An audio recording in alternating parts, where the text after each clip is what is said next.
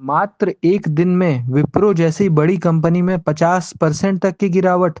क्या हुआ ऐसा विप्रो के साथ जो हमें 50% तक का गिरावट देखने को मिल रहा है? क्या यह बात सच है कि सही में 50% का गिरावट हुआ है या इसके पीछे कुछ और कहानी है? तो आइए इसको समझते हैं हम लोग।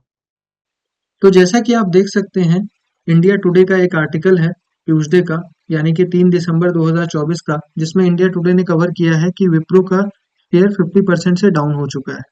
अब ये विप्रो का शेयर 50% से डाउन, इसका मतलब ये है कि ट्यूसडे को विप्रो जो कि 295.50 पे ट्रेड कर रहा था, वह एक दिन पहले रुपीज 584.55 पे ट्रेड कर रहा था।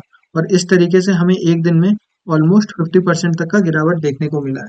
तो इसका रीजन क्या है, ये हम समझते हैं। तो इसका रीजन ये है कि विप्रो ने 1:1 का बोनस इशू किया है। इसका मतलब ये है कि अगर किसी पर्सन के पास विप्रो का 10 शेयर्स है, तो विप्रो उसको एडिशनली और 10 शेयर इशू कर देगी अपने तरफ से, और इस पर्सन के पास टोटल विप्रो के 20 शेयर्स हो जाएंगे। यह मतलब हुआ 1:1 बोनस इशू का। अब पॉइंट ये है कि क्या सभी को ये बोनस शेयर मिलेंगे? तो नहीं। ये बोनस शेयर उन्हीं को मिलेंगे जिन्होंने दिसंबर 2 के पहले विप्रो में इन्वेस्टमेंट कर रखा है, विप्रो के शेयर खरीद रखे हैं। अगर आपने दिसंबर 2 के बाद विप्रो में इन्वेस्टमेंट किया है, विप्रो का शेयर खरीदा है, तो आपको ये बोनस शेयर इशू नहीं होंगे। तो दिसंबर 2 के पहले अगर आपके पास विप्रो के एक्स स्टॉक्स हैं, तो दिसंबर 2 के बाद चूंकि विप्रो ने बोनस शेयर इशू किया है, तो आपके स्टॉक्स 2 से मल्टीप्लाई हो जाएंगे और नंबर ऑफ स्टॉक्स विप्रो के आपके 2x हो जाएंगे। अब पॉइंट ये है कि इससे हमारा कुछ फायदा होगा और कुछ कंपनी का फायदा होगा, तभी तो कंपनी ऐसा स्टेप लेगी। तो पहले हम अपना फायदा समझ लेते हैं कि हमारा क्या फायदा है इसमें। तो आइए इसको एक एग्जाम्पल से समझते हैं। जैसे फॉर एग्जाम्पल, कोई कंपनी है जिसका स्टॉक प्राइस 100 रुपए था किसी जमाने में, और आपने 10 शेयर इसका लिया था। तो इस तरीके से आपका इन्वेस्टेड अमाउंट था 1000 रुपए। अब कुछ टाइम बाद क्या हुआ, इस कंपनी का शेयर प्राइस इंक्रीज हो गया और ये हो गया 150 रुपीज, और आपका इन्वेस्टेड अमाउंट इंक्रीज हो जाता है और ये हो जाता है 1500 रुपए। इस तरीके से आपका जो प्रॉफिट बनता है वो हो जाता है 500 रुपए का प्रॉफिट आपका बन जाता है। लेकिन कुछ टाइम के बाद कंपनी क्या करती है कि अपने शेयर प्राइस को रिड्यूस कर देती है और 50 रुपए कर देती है, लेकिन आपके नंबर ऑफ शेयर्स को इंक्रीज कर देती है, और आपका जो इन्वेस्टेड अमाउंट था वो सेम रहता है।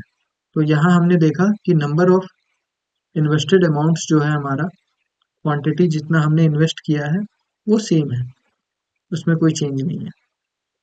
अब 50 रुपए करने के बाद इसका जो ट्रेडिंग प्राइस होता है कंपनी का, वो भी इंक्रीज होता है उसी रेशियो में जिस रेशियो में ये इंक्रीज था पहले। तो जैसे ये 100 का 150 हुआ था, उसी तरीके से यहाँ पे 50 का 75 हो जाएगा, और आपका जो इन्वेस्टेड अमाउंट है वो टोटल इंक्रीज हो जाएगा, और ये भी 1500 हो जाएगा।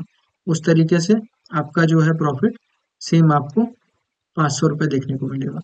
तो यहाँ आपने देखा कि आपको एक फायदा क्या हुआ कि आपका बोनस शेयर जो है, बोनस शेयर मिलने की वजह से आपका कंपनी का नंबर ऑफ शेयर्स इंक्रीज हो गया, बट प्रॉफिट पे कुछ फर्क नहीं पड़ा। क्या ऐसा होता है कि प्रॉफिट पे कुछ फर्क नहीं पड़ता है? नहीं, ऐसा बिल्कुल नहीं होता है। क्योंकि जब कंपनी के शेयर प्राइस रिड्यूस होते हैं, तो लास्ट ट्रेडिंग प्राइस जो होती है वो एडजस्ट होने के बाद पहले के कंपैरिजन में ज़्यादा रेशियो से इंक्रीज होती है। तो ये 75 नहीं, 75 से थोड़ा सा ज़्यादा होगा डेफिनेटली।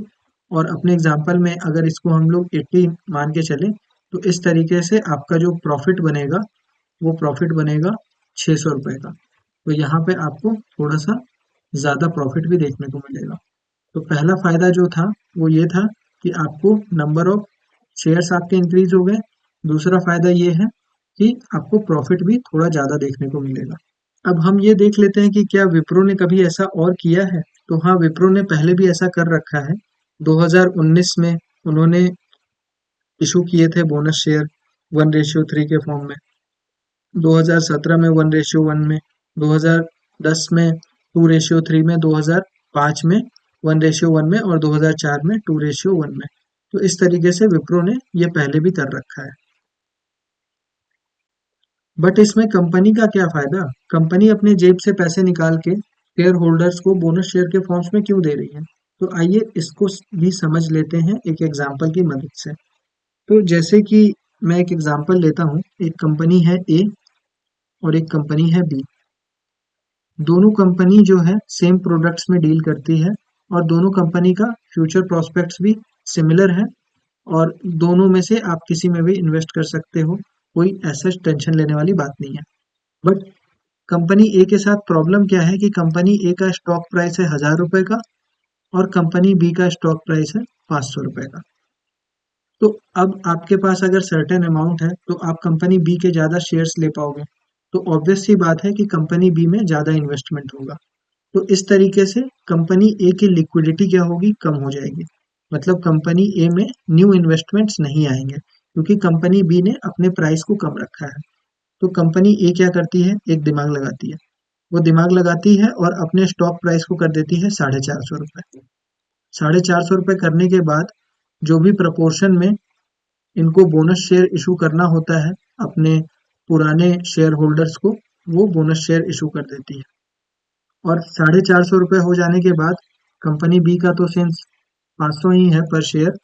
तो अब जो भी नए शेयर होल्डर्स आएंगे मार्केट में, वो कंपनी ए में ज़्यादा इन्वेस्ट करेंगे। तो कंपनी ए में इन्वेस्टमेंट बढ़ेगा। कंपनी ए में इन्वेस्टमेंट बढ़ेगा मतलब कंपनी ए में लिक्विडिटी इंक्रीज होगी। तो इस तरीके से हमने देखा कि कंपनी में लिक्विडिटी इंक्रीज होता है जब वो अपने प्राइस को रिड्यूस करते हैं। और प्राइस को रिड्यूस करने का तरीका ये है कि प्राइस को आपने रिड्यूस कर दिया और आपने एग्जिस्टिंग शेयर होल्डर्स को बोनस शेयर्स दे दिए। इस तरीके से आप कंपनी के प्राइस को, कंपनी का जो शेयर प्राइस है वो रिड्यूस करके आप लिक्विडिटी इंक्रीज कर सकते हो। दूसरा फायदा है कि इससे इन्वेस्टमेंट अपॉर्चुनिटी बढ़ती है कंपनी में।